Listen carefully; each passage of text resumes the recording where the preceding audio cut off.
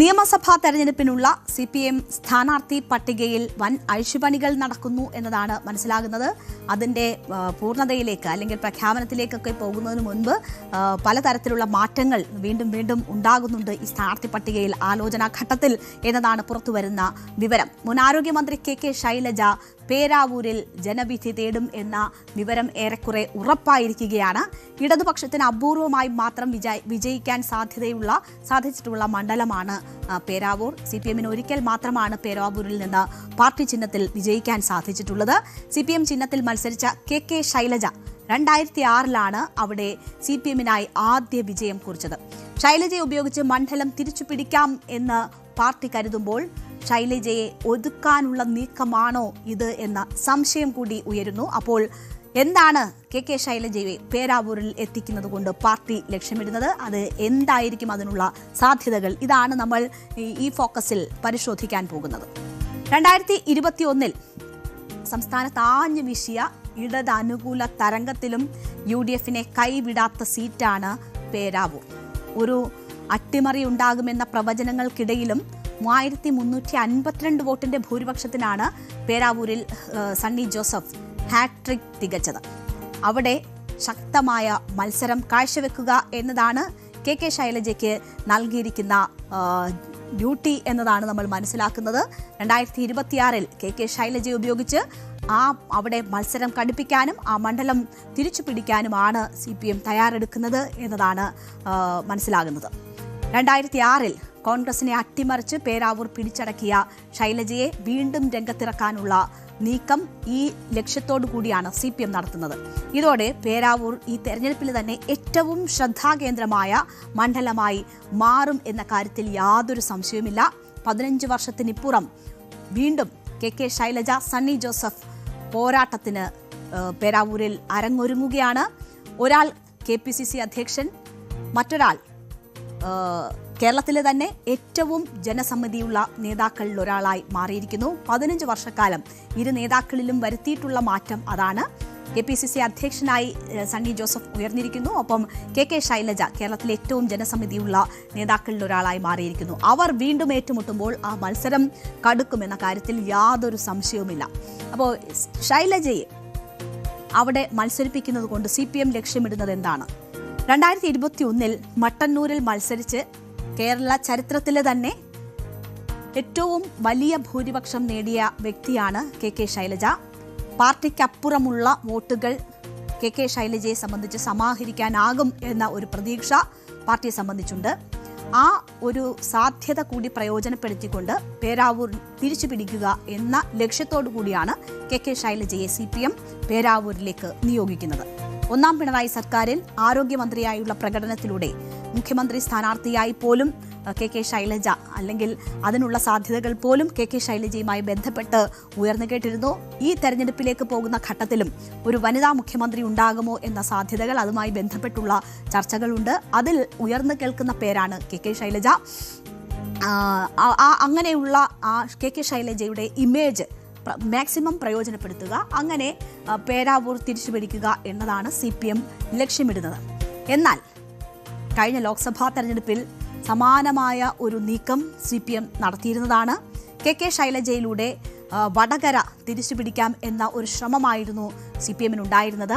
Vadakara Lok Sabha seat തിരിച്ചുപിടിക്കുക എന്ന ദൗത്യം ഏൽപ്പിച്ച KK ശൈലജയ്ക്ക് പക്ഷേ ഷാഫി പറമ്പലിന് മുന്നിൽ അടിതെറ്റുന്നതാണ് നമ്മൾ കണ്ടത്. വടകരയിലെ ആ സാഹചര്യം ആവർത്തിക്കപ്പെടുമോ പേരാവൂരിൽ എന്ന സംശയമാണ് ഇതിനെ പറ്റി മാറി ചിന്തിക്കുന്നവർ മുന്നോട്ട് വെക്കുന്ന ഏറ്റവും പ്രധാനപ്പെട്ട കാര്യം. വടകരയിലെ സ്ഥിതി ആയിരിക്കില്ല പേരാവൂരിൽ എന്നാണ് അതേസമയം ഇതിനെ പാർട്ടി അല്ലെങ്കിൽ ഇടതുപക്ഷത്തിൻ്റെ വിശ്വാസം. കാരണം 2021 പേരാവൂരിൽ സണ്ണി ജോസഫ് ജയിക്കുമ്പോൾ അത് വളരെ കുറഞ്ഞ വോട്ടുകൾക്കായിരുന്നു. വളരെ കുറഞ്ഞതെന്ന് വെച്ചാൽ 3000 ശിഷ്ടം വോട്ടുകൾക്കാണ് സണ്ണി ജോസഫ് ജയിച്ചത്. അത് സക്കീർ ഹുസൈൻ എന്ന സ്ഥാനാർത്ഥിയോട് അത്രയും വോട്ടുകൾ മാത്രം, അത്രയും ഭൂരിപക്ഷത്തിൽ മാത്രം വിജയിച്ച സാഹചര്യത്തിൽ KK ശൈലജയ്ക്ക് അവിടെ അനായാസമായി വിജയം നേടാൻ കഴിയും എന്ന പ്രതീക്ഷയാണ് KK ശൈലജയുടെ അവിടുത്തെ സ്ഥാനാർത്ഥിത്വത്തെ പിന്തുണയ്ക്കുന്നവർ ചൂണ്ടിക്കാട്ടുന്ന ഏറ്റവും പ്രധാനപ്പെട്ട കാര്യം. ഉറച്ച പാർട്ടി വോട്ടുകൾക്കൊപ്പം ശൈലജയുടെ ജനപ്രീതിയും കൂടി കണക്കെടുക്കുമ്പോൾ വോട്ട് കൂടുമെന്നും അത് സീറ്റ് തിരിച്ചുപിടിക്കാൻ ഉപയോഗിക്കപ്പെടാം എന്നുമാണ് ഇതിനെ അനുകൂലിക്കുന്നവർ ചൂണ്ടിക്കാട്ടുന്നത്. പേരാവൂരിനെ ഒരു തവണ ഞെട്ടിച്ചതിന്റെ ചരിത്രം അവകാശപ്പെടാനുള്ളത് കെ ശൈലജയ്ക്കാണ്. 2006 പേരാവൂരിൽ മത്സരിച്ച കെ ശൈലജ കോൺഗ്രസിന്റെ സിറ്റിംഗ് MLA ആയിരുന്ന AD മുസ്തഫയെ 9,099 വോട്ടുകൾക്കാണ് പരാജയപ്പെടുത്തിയത്. മണ്ഡലം രൂപീകൃതമായ ശേഷം ഇടതുപക്ഷം നേടിയ ഏറ്റവും വലിയ വിജയമായിരുന്നു അത്. അപ്പോൾ ആ വിജയം കെ ശൈലജയ്ക്ക് ആവർത്തിക്കാൻ കഴിയും എന്നതാണ് കണക്കുകൂട്ടലുകൾ. കെ ശൈലജയുടെ അവിടുത്തെ സ്ഥാനാർത്ഥിത്വത്തിന് വേണ്ടി പറയുന്നവർ അല്ലെങ്കിൽ ആ തീരുമാനമെടുക്കുന്നവർ കണക്ക് കൂട്ടുന്നത് ഇതൊക്കെയാണ്. 2006 AD മുസ്തഫയെ തോൽപ്പിച്ച് UDFൽ നിന്ന് മണ്ഡലം പിടിച്ചെടുത്ത ശൈലജ 2011 വീണ്ടും മത്സരിച്ചുവെങ്കിലും സണ്ണി ജോസഫിനോട് 3,440 വോട്ടിനാണ് പരാജയപ്പെട്ടത്. പിന്നീട് ഇങ്ങോട്ട് സണ്ണി ജോസഫ് പേരാവൂരിൽ തുടർ ജയങ്ങൾ നേടുന്നതാണ് നമ്മൾ കണ്ടത്. നിയമസഭയിലേക്ക് 5 തവണ മത്സരിച്ച കെ ശൈലജ സണ്ണി ജോസഫിനോട് മാത്രമാണ് തോറ്റിട്ടുള്ളത് എന്ന ഒരു കാര്യം കൂടിയുണ്ട്. 4 ജയങ്ങളോടെ 20 വർഷം MLA ആയിരുന്നു കെ ശൈലജ. 1996 2016 കൂത്തുപറമ്പിലും 2006 പേരാവൂരിലും 2021 മട്ടന്നൂരിലുമാണ് കെ ശൈലജ മത്സരിച്ച് വിജയിച്ചത്.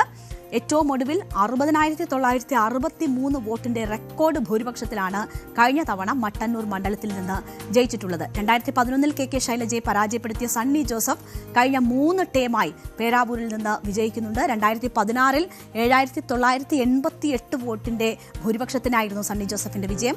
2023 സണ്ണി ജോസഫിന്റെ ഭൂരിപക്ഷം 3,172 വോട്ടായി കുറഞ്ഞിരുന്നു. അതാണ് ഒരു സാധ്യത ഇടതുപക്ഷത്തിന് അവിടെ കാണുന്ന സാഹചര്യം. എന്നാൽ ഇരിട്ടി നഗരസഭ അടക്കം പേരാവൂർ മണ്ഡലത്തിൽ വരുന്ന 9 തദ്ദേശ സ്ഥാപനങ്ങളിൽ 4ഇടത്തും LDFും 5ഇടത്ത് UDFുമാണ് ഭരണത്തിലുള്ളത് എന്നൊരു സാഹചര്യമുണ്ട്.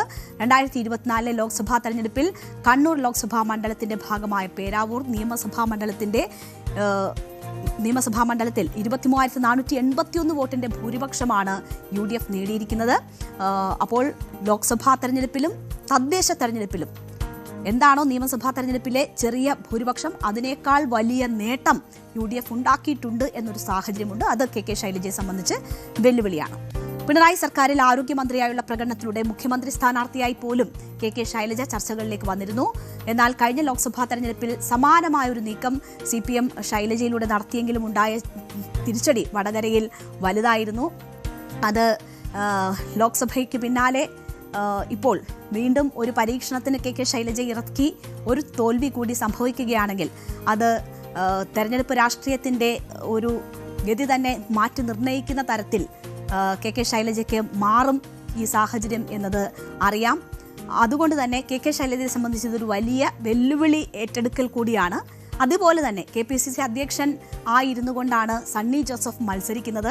സണ്ണി ജോസഫിന് അവിടെ തോൽവി, ഈ ഹാട്രിക്കിന് ശേഷം ഒരു തോൽവി ഏൽക്കേണ്ടി വരികയാണെങ്കിൽ അത് കോൺഗ്രസിനെ സംബന്ധിച്ച് ചിന്തിക്കാൻ പോലും ആകാത്ത ഒരു സാഹചര്യവുമാവും. എന്തായാലും പേരാവൂർ കാത്തിരിക്കുന്നത് കേരളത്തിലെ വരുന്ന നിയമസഭാ തെരഞ്ഞെടുപ്പിലെ ഏറ്റവും ശക്തമായ മത്സരത്തിനാണ് എന്ന കാര്യത്തിൽ തർക്കമില്ല. ആര് ജയിച്ചാലും ആര് തോറ്റാലും അത് വലിയ രീതിയിൽ ആഘാതം ഉണ്ടാക്കുന്നതാകും എന്ന കാര്യത്തിലും സംശയമില്ല. നമുക്ക് മറ്റ് ഫോക്കസ് വാർത്തകളിലേക്ക് തിരിച്ചെത്താം ഇടവേളയ്ക്ക് ശേഷം.